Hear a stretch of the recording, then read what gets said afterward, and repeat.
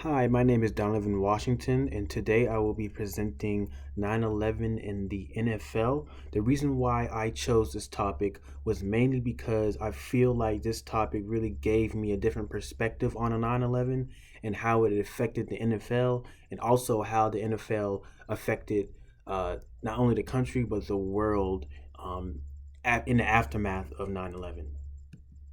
So, before the crash, the NFL was starting its next season on September 9th, 2001, and Herman Edwards started his first game as the Jets head coach. So basically, this game was really his debut to show everybody, all the fans and things, that he can really coach and that he has what it takes to be an NFL head coach. And on September 9th, the New York Jets unfortunately lost against the Washington Redskins, and on September 10th, the New York Giants also lost to the Denver Broncos. So New York was kind of at a point where the fans were losing hope, and it was just honestly a bad outlook and a bad start to the season. So and then also the airline security was pretty light, mainly because there were no instances before that really warranted any TSA or any high level security at the time, because at the time there weren't really any terrorist threats or attacks that happened in the US. So for the most part, you can kind of walk in airlines and come back out, and for the most part, you'll be um, right on the plane as soon as you come in. So, and then it was also recorded by several sources that the Giants, right after the Giants came back after losing their game, they parked right next to the hijacked plane, and they didn't even know. Like they looked at it, they just thought it was just another plane leaving out of the airport, and unfortunately, that was one of the planes that were involved in the crash in 9/11.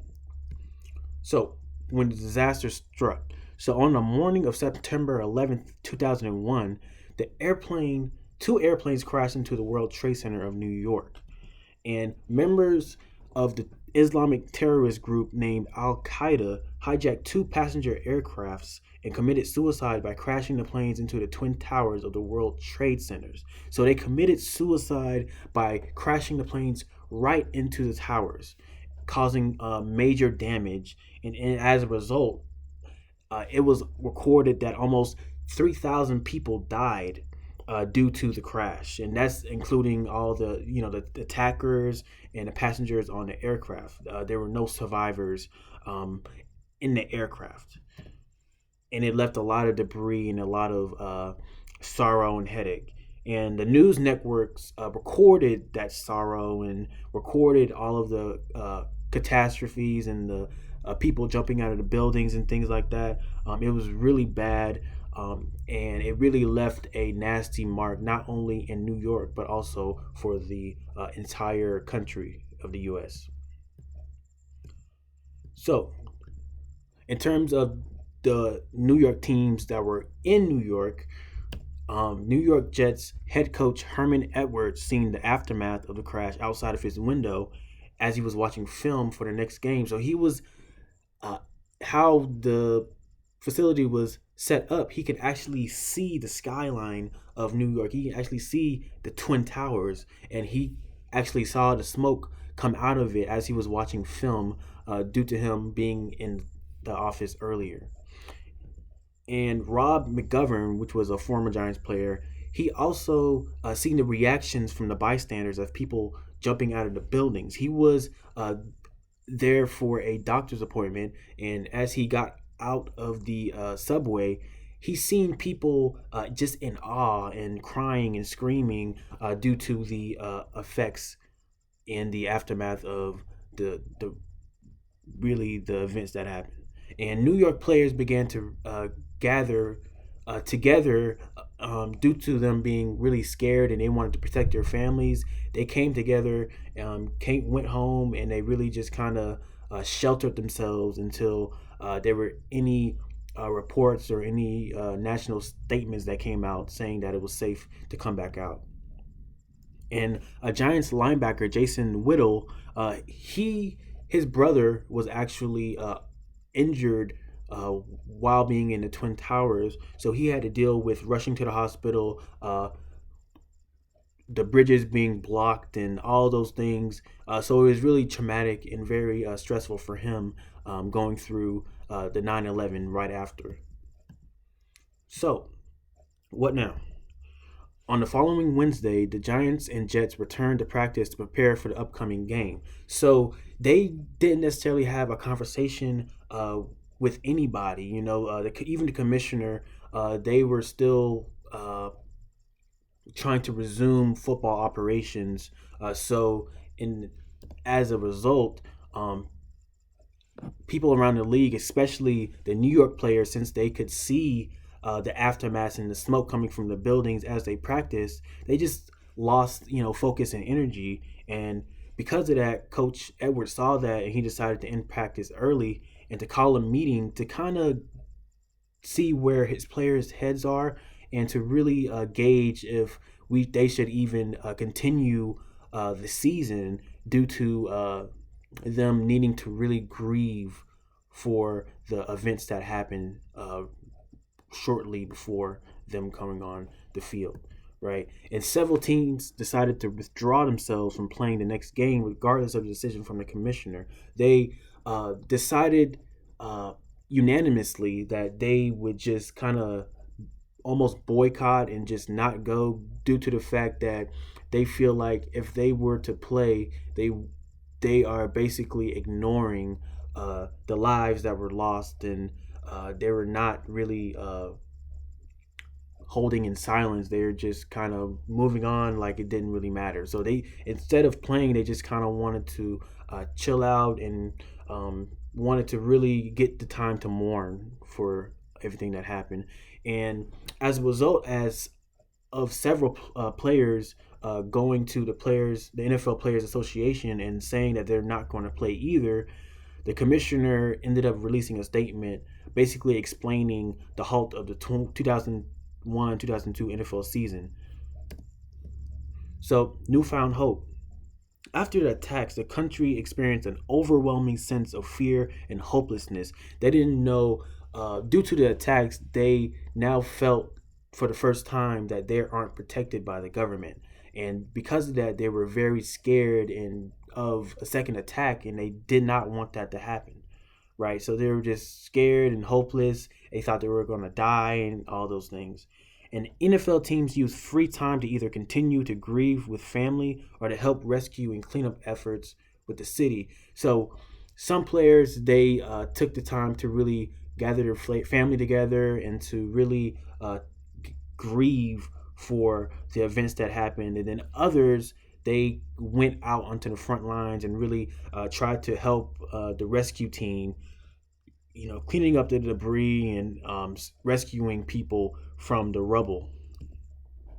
And the Giants listened to a call from a fan explaining his suicidal thoughts after the crash and how his love for the Giants helped him and his family together. And for this fan to really do that, to really send a video basically explaining that he was going to commit suicide because of the attacks, but the only thing that stopped him from that was the NFL and his love for the Giants. The Giants really took that as fuel to re-enter the football field and to not only do it for the fans, but to show how resilient the United States is and how no matter what happens, the U.S. can always come back and can always be stronger than what it was before. So the show goes on. Later in the same year, the NFL resumed operations.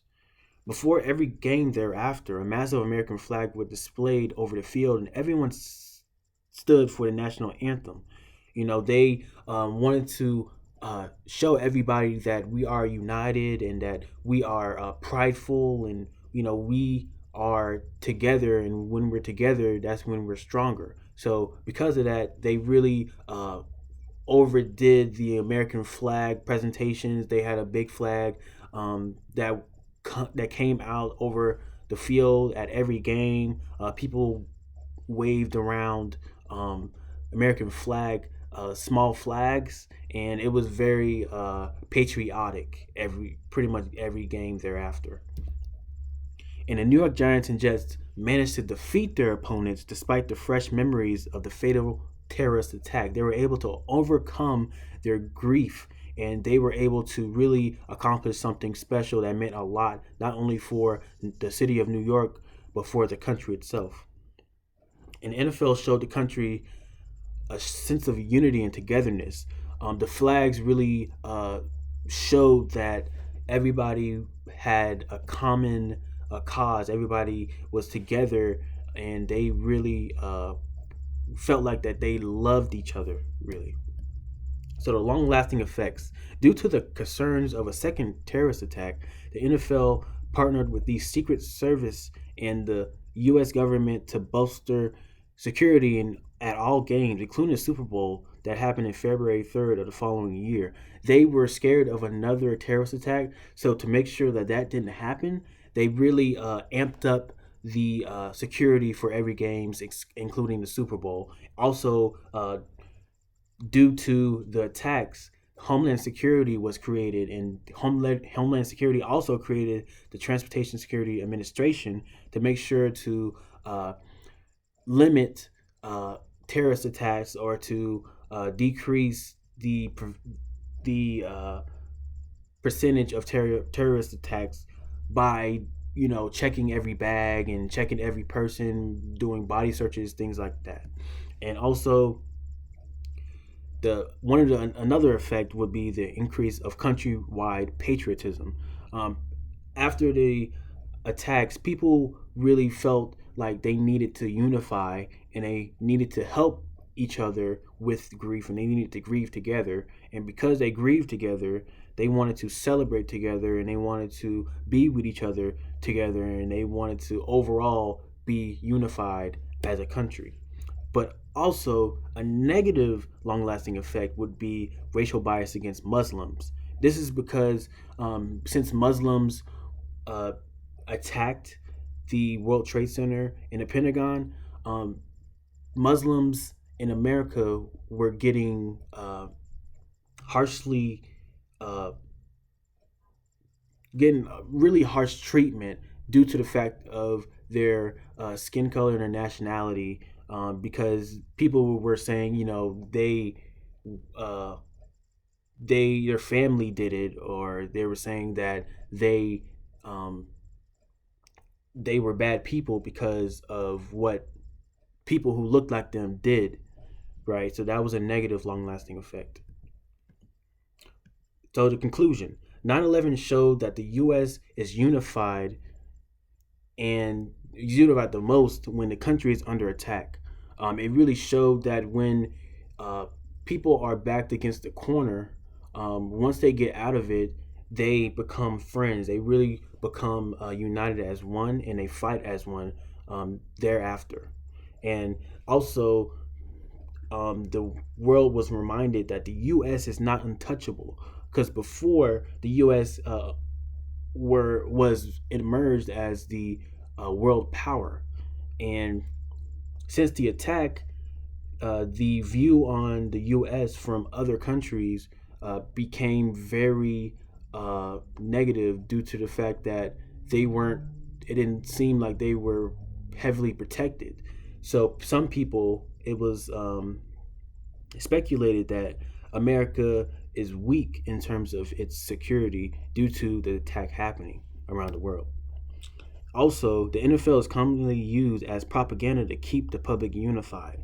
As you saw um, in the events after the text, the NFL really stepped in and resumed play, as well as using propaganda such as the flags and the big flag that was spread over the field. They really used that as a way to unify people, and that I feel like is a type of propaganda to try to make the public seeing that we are unified and we are stronger together.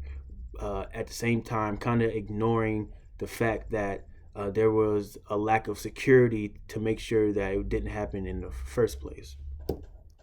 And also, the players ultimately have the final decision of the daily operations in the NFL. As you've seen, as I discussed, um, they went to the Players Association and they really spoke up and they really said, "Hey, I'm not going to play because I need to grieve and I need to be with my family." And it makes sense that if the players do not play, then the country or the NFL will not operate. So they were kind of backed against the corner, and they ultimately made the decision that was that favored the players. All right. And thank you for taking your time to listen to this presentation. I really appreciate the class. It really taught me a lot of things about the NFL and how the NFL influenced a lot of other world things that I didn't know it influenced. So I really appreciate the class. Thank you.